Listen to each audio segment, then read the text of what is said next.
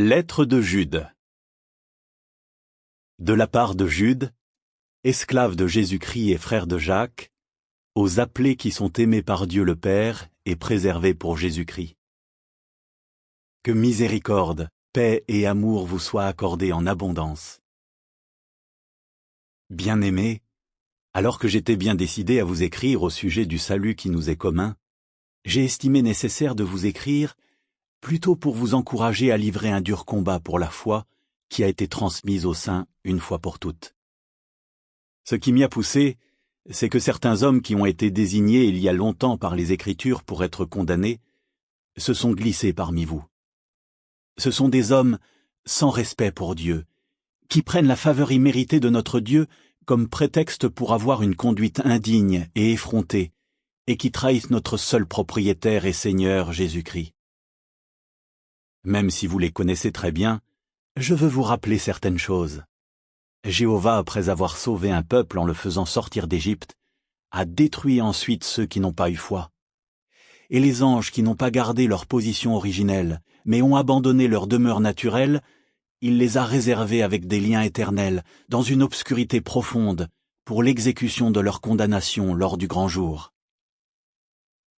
De la même manière, Sodome et Gomorrhe et les villes voisines, qui se sont livrées à des actes sexuels d'une immoralité répugnante et ont cherché à satisfaire des désirs charnels contre nature, ont subi la punition judiciaire d'un feu éternel. C'est ainsi qu'elles sont placées devant nous comme un exemple qui sert d'avertissement.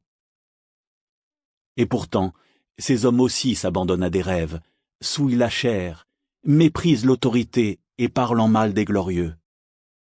Or, quand l'archange Michel a eu un différend avec le diable et débattait au sujet du corps de Moïse, il n'a pas osé porter contre lui un jugement en termes insultants, mais il a dit « Que Jéhovah te réprimande ».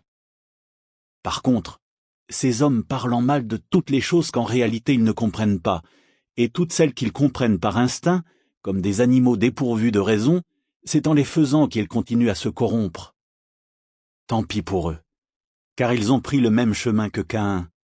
Pour un salaire, ils se sont précipités sur le sentier où Balaam s'était égaré, et ils ont perdu la vie pour avoir tenu des propos qui poussaient à la rébellion, comme Corée.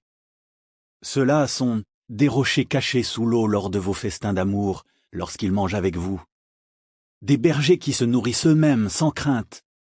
Des nuages sans eau emportés ici et là par le vent. Des arbres sans fruits à la fin de l'automne, qui sont morts 2 fois et ont été déracinés. Des vagues sauvages de la mer, qui projettent leur honte comme une écume. Des étoiles sans trajectoire fixe, auxquelles est réservée pour toujours l'obscurité la plus épaisse.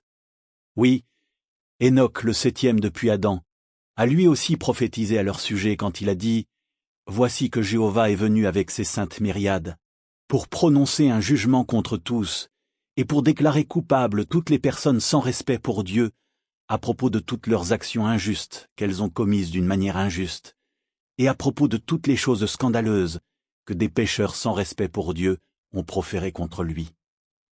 Ces hommes sont des gens qui murmurent, qui se plaignent de leur sort dans la vie, et qui cherchent à satisfaire leurs propres désirs. De leur bouche, ils s'attribuent des mérites exagérés, tandis qu'ils flattent les gens pour en tirer profit. Quant à vous, bien-aimés, souvenez-vous des paroles qui ont été prononcées dans le passé par les apôtres de notre Seigneur Jésus-Christ. Ils vous disaient, dans les derniers temps, il y aura des moqueurs qui chercheront à satisfaire leurs propres désirs de choses injustes. Ce sont eux qui provoquent des divisions, hommes à la mentalité animale qui n'ont pas de spiritualité. Mais vous, bien-aimés, fortifiez-vous sur le fondement de votre très sainte foi, et priez avec de l'Esprit Saint afin de rester dans l'amour de Dieu, tandis que vous attendez la miséricorde de notre Seigneur Jésus-Christ, miséricorde qui mène à la vie éternelle. De plus, continuez à faire miséricorde à certains qui ont des doutes.